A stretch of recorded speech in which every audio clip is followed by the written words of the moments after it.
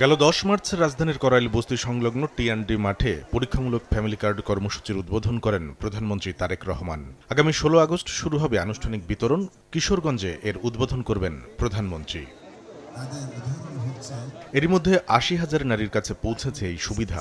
লক্ষ্য চলতি অর্থবছরই ৪০,২০,০০০ সহ ৪ বছরে ১,৬০,০০,০০০ পরিবারকে এই সুবিধার আওতায় আনা, যে কার্ডে প্রতি মাসে মিলবে ২৫০০ টাকা করে অর্থ সহায়তা।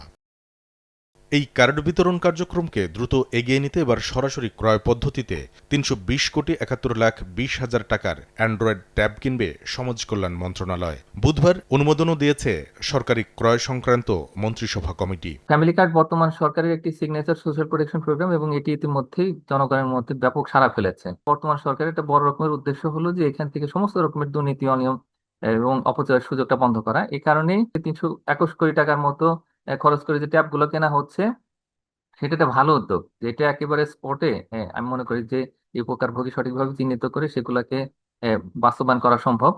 তবে একই সঙ্গে এটা মনে রাখতে হবে যে যে কোনো ধরনের সরকারি এই ক্রয়, সেটাই কিন্তু মানুষের মধ্যে সন্দেহের উদ্রেক করে যে এখানে আমাদের কিন্তু রন্ধ্রে রন্ধ্রে দুর্নীতি ঢুকে গেছে এবং সেখান থেকে বের হয়ে আসাটা কিন্তু খুব কঠিন। একই সভায় জ্বালানি সংকট মোকাবিলায় জ্বালানি ও খনিজ সম্পদ বিভাগের অধীনে মার্কিন কোম্পানি গানভার ইউএসএ এলএলসি থেকে ২০৩৮ সাল পর্যন্ত ১১৭ কার্গো এলএনজি কেনার ক্রয় প্রস্তাবেও অনুমোদন দেওয়া হয়েছে। কামরুল হাসান সবুজ, সময় সংবাদ, ঢাকা।